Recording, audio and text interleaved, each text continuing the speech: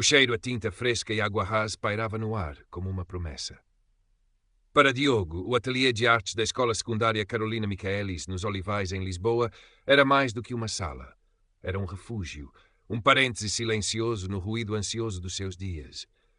Ali, entre telas por acabar e potes de pincéis mergulhados em água turva, o peso que carregava nos ombros parecia mais leve. Aos 15 anos, Diogo já conhecia bem esse peso, a textura áspera do deslocamento, o frio subtil do olhar alheio que o media, e por vezes o desdenhava antes mesmo de uma palavra ser trocada. Era setembro, o início de mais um ano letivo, e o sol da manhã lisboeta entrava oblíquo pelas janelas altas, salpicando de dourado o pó que dançava no ar. Diogo, de estatura mediana e corpo magro, curvava-se sobre o seu bloco de desenho. O carvão deslizava, obediente aos seus dedos finos, manchando-os de um negro aveludado. No papel, nascia o rosto de uma mulher idosa, a pele enrugada como um mapa antigo, os olhos carregados de uma sabedoria melancólica. Era o rosto da sua avó cabo-verdiana, que ele só conhecia de fotografias e das histórias contadas pela mãe ao serão, com o aroma do café a misturar-se com a saudade. Se eu não olhar para eles, talvez eles não me vejam, pensou, o eco de um mantra autoimposto. A sua pele, de um castanho profundo, contrastava com a dos colegas que começavam a entrar na sala, ruidosos e despreocupados. As suas roupas, embora limpas e passadas pela mãe com um cuidado quase ritualístico, eram simples, desprovidas das marcas e dos cortes da moda que pareciam ser um uniforme invisível para muitos ali. A pequena cicatriz por cima da sobrancelha esquerda, uma linha fina quase oculta pelo cabelo crespo e curto, latejou por um instante. Uma memória fugaz de uma queda de bicicleta na infância, no bairro da Meixoeira, onde vivia. Uma queda, uma dor, uma superação silenciosa. A porta do ateliê abriu-se com um estrondo e a conversa animada estacou. Ricardo entrou, e com ele uma onda de arrogância palpável. Mais alto que Diogo, corpulento, cabelo loiro e impecavelmente penteado e olhos azuis que pareciam lascas de gelo. Vestia um polo de uma marca que Diogo sabia custar mais do que o ordenado mínimo da sua mãe e exibia um sorriso trocista que raramente lhe abandonava os lábios. Vinha acompanhado pelo seu séquito habitual, rapazes que riam demasiado alto das suas piadas e que pareciam orbitar à sua volta como satélites menores. Ricardo passou por Diogo, que se encolheu instintivamente sobre o desenho, como se quisesse protegê-lo com o próprio corpo. Um olhar de relance, um ressonar de desprezo. «Olha só se não é o nosso artista deprimido», disse um dos acólitos de Ricardo, Nuno, com uma risada forçada. Diogo não levantou a cabeça. O carvão parara a meio de uma sombra. O rosto da avó parecia observá-lo com uma tristeza renovada. A professora de educação visual, Helena, entrou momentos depois. Na casa dos 40, com um sorriso caloroso e olhos que pareciam ver para além das aparências, era uma lufada de ar fresco naquele ambiente por vezes opressor. «Bom dia, artistas», saudou a sua voz clara a encher a sala. «Diogo, esse esboço está a ganhar uma alma incrível. A expressão». Diogo sentiu um rubor subir-lhe ao rosto. Qualquer elogio, por mais sincero que fosse, parecia expô-lo, torná-lo um alvo ainda maior. Ricardo, do outro lado da sala, fingia limpar uma mancha imaginária na sua camisola, mas os seus olhos estavam fixos em Diogo, um brilho perigoso a dançar neles. A manhã arrastou-se. Nos corredores, o burburinho habitual. Diogo tentava ser invisível, fundir-se com as paredes cor de creme da escola, mas a invisibilidade era um luxo que raramente lhe era concedido. À saída para o intervalo, sentiu um encontrão. Os seus livros e o bloco de desenho espalharam-se pelo chão. «Oh, desculpa, pretinho», a voz de Ricardo pingava sarcasmo. «Não te vi aí, és tão apagado». Risos abafados do grupo. Diogo baixou-se para apanhar as suas coisas, o rosto a arder.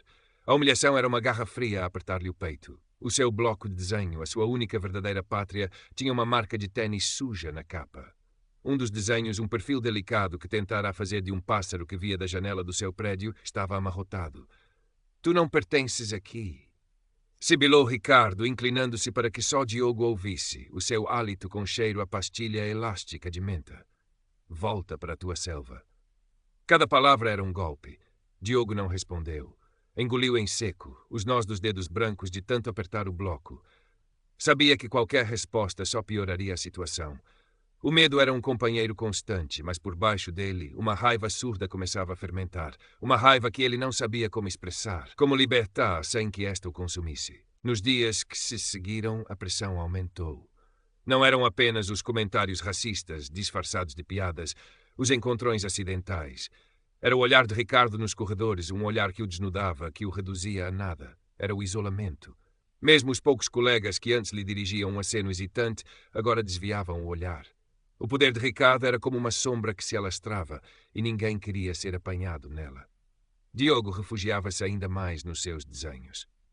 O ateliê da professora Helena tornou-se o seu santuário.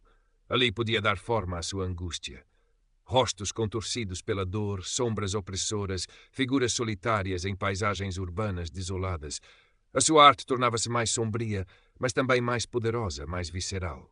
Isto é muito forte, Diogo, disse-lhe um dia a professora Helena, observando um desenho a carvão onde uma figura escura e curvada era rodeada por silhuetas ameaçadoras com olhos vazios. Há muita dor aqui, mas também muita força. Não guardes isto só para ti. Ele deu de ombros, desconfortável. Mostrar a sua arte era como mostrar a sua alma nua, e a sua alma estava ferida. A professora Helena, com a sua sensibilidade habitual, não insistiu. Em vez disso, começou a deixar livros de arte abertos na sua mesa. Kat Kollwitz, Goya, Basquiat, artistas que tinham transformado a dor em gritos visuais.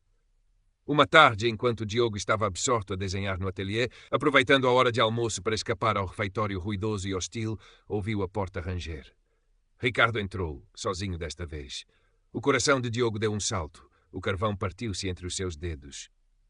Então o artista está a criar a sua obra-prima? Ricardo aproximou-se, um sorriso felino nos lábios. Pegou num dos desenhos de Diogo antes que este pudesse reagir. Um retrato da sua mãe, o seu sorriso cansado, mas terno. Bonitinha. Parece a minha empregada. A raiva, aquela que Diogo tentava sufocar, subiu-lhe à garganta como bilis. Mas as palavras não saíram. Paralisaram-no o medo, a certeza da retaliação. Ricardo riu-se, um som oco e cruel. Amachucou o desenho lentamente, os seus olhos fixos nos de Diogo, saboreando cada segundo da sua impotência. Depois atirou a bola de papel para um canto. Fica longe da Helena, disse, a voz subitamente fria, sem vestígios de troça. Ela não gosta de lixo como tu. E saiu, deixando Diogo a tremer, as lágrimas a picarem-lhe os olhos. O desenho da sua mãe, amarrotado no chão, era mais uma ferida aberta. Naquela noite, Diogo não conseguiu dormir. As palavras de Ricardo ecoavam na sua cabeça. Lixo. A imagem do desenho da sua mãe, profanado. Sentou-se à janela do seu quarto, no 10º andar de um prédio que parecia tocar as nuvens baixas e cinzentas da periferia de Lisboa. Olhou para as luzes da cidade, para o Tejo ao longe, uma fita prateada na escuridão. A sua mãe costumava dizer que a cor da pele deles contava uma história de força, uma herança de reis e rainhas de terras distantes. Nunca te envergonhes, meu filho, dizia ela, a voz quente como o sol de Cabo Verde. Mas como não sentir vergonha quando o mundo parecia gritar-lhe que ele era menos, que era lixo? Pegou no seu bloco. Desta vez não desenhou a dor. Desenhou a raiva. Linhas agressivas, escuras, quase a rasgarem o papel. Uma figura. A sua figura erguia-se de joelhos, não em súplica, mas em desafio. E à sua volta as sombras recuavam, intimidadas por uma luz que emanava da própria figura. Pela primeira vez em muito tempo, sentiu uma faísca, não de medo, mas de algo parecido com determinação. No dia seguinte, na aula de Educação Visual, a professora Helena anunciou um concurso de arte promovido pela Câmara Municipal de Lisboa, subordinado ao tema Vozes da Cidade. Pensei que alguns de vós poderiam estar interessados, disse ela, o seu olhar a demorar-se por um instante em Diogo.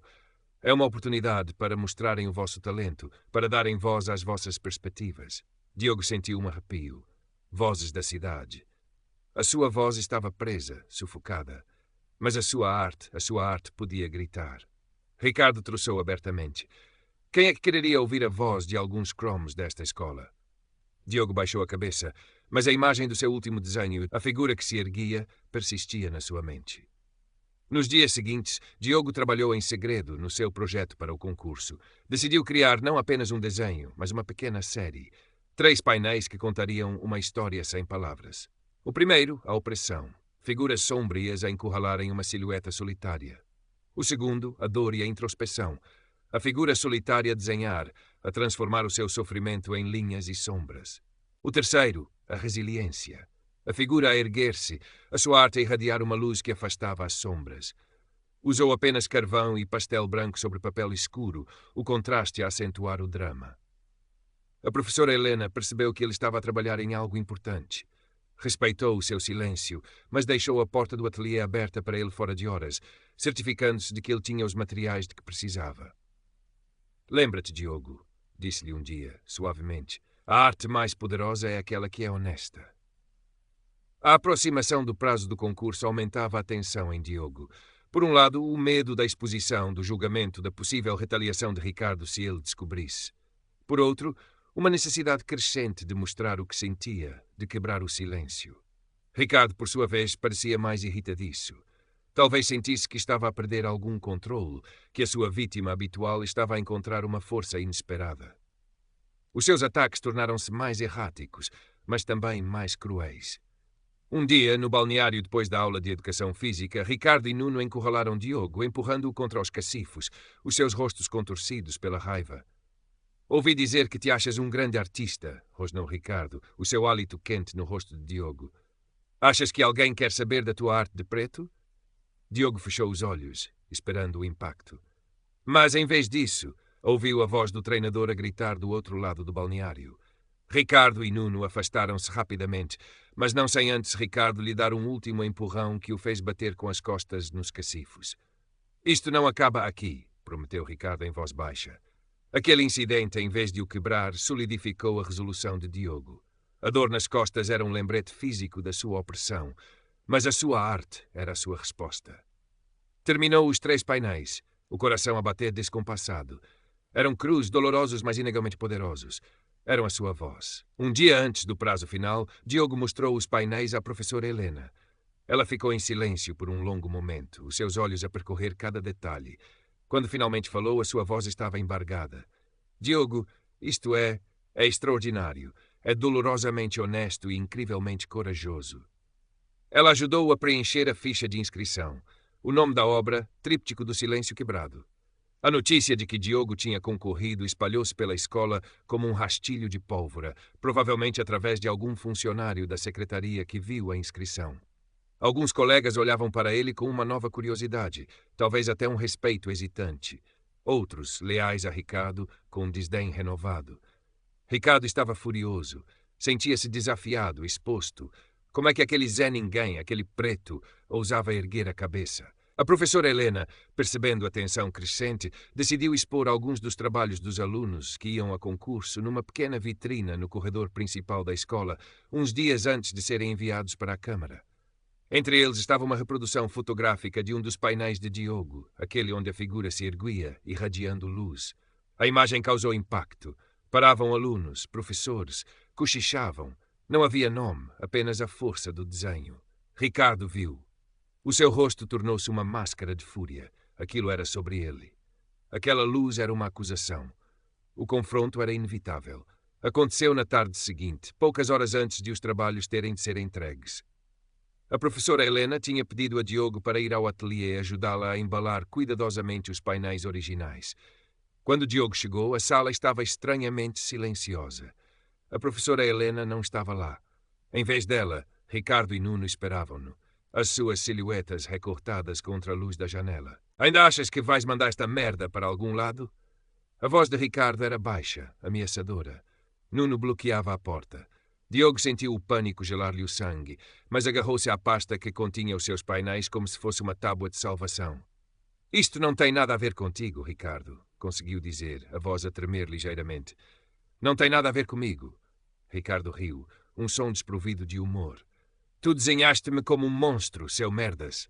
Achas que eu não percebi? Avançou sobre Diogo. Vais aprender a não te meteres comigo e com a minha família. O pai de Ricardo era um empresário com algumas ligações políticas na autarquia, algo que Ricardo usava frequentemente como ameaça implícita. Ricardo arrancou-lhe a pasta das mãos. Os painéis deslizaram para o chão. Ricardo ergueu o pé, pronto para os pisar, para destruir meses de dor e esperança transformados em arte. E nesse instante, algo em Diogo quebrou. Ou talvez algo se reconstruiu. A imagem do seu primeiro desenho amarrotado, a voz da sua mãe, a gentileza da professora Helena, a força que sentira ao criar aqueles painéis, tudo convergiu num único ponto de clareza ardente. Não!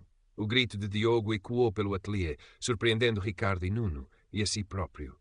Não foi um grito de medo, mas de pura e indomável fúria. de dignidade.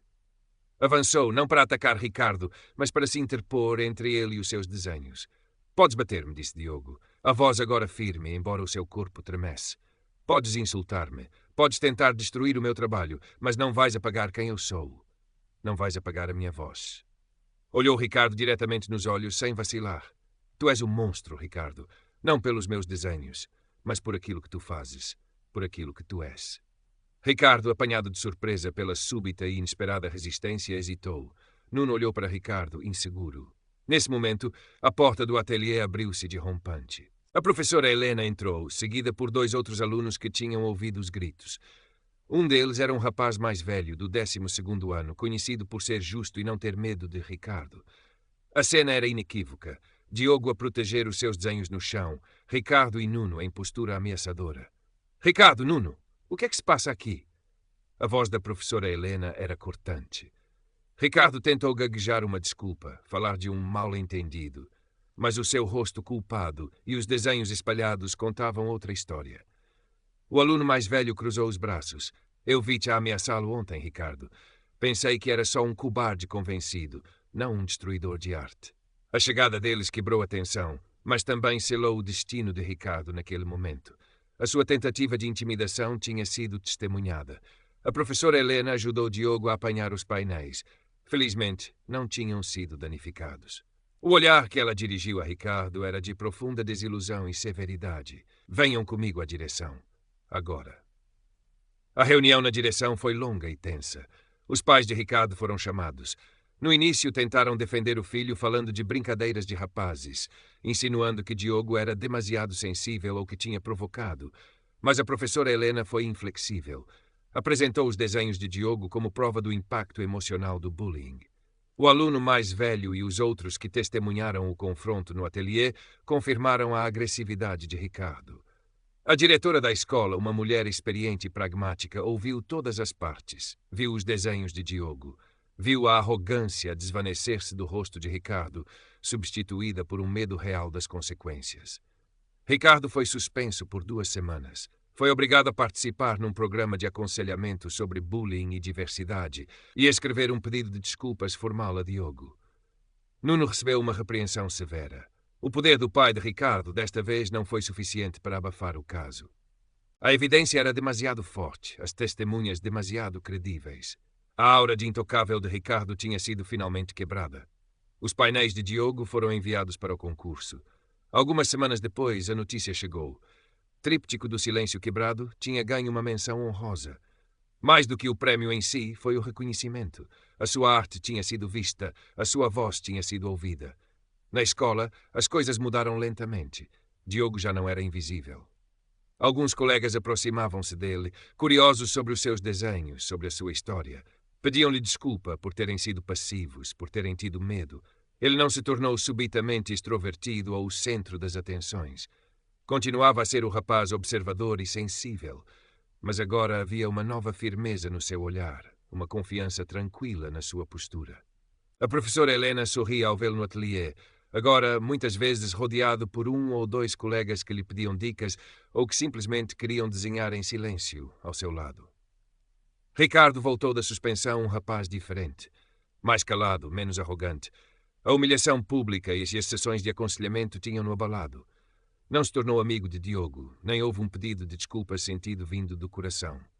Mas deixou Diogo em paz.